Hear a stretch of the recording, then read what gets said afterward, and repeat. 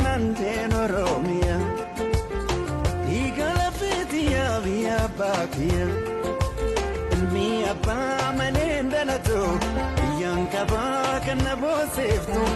onneetiyaa tiruutiyaa amaafis Oromiyaa Oromiyaa Oromiyaa Oromiyaa Oromiyaa.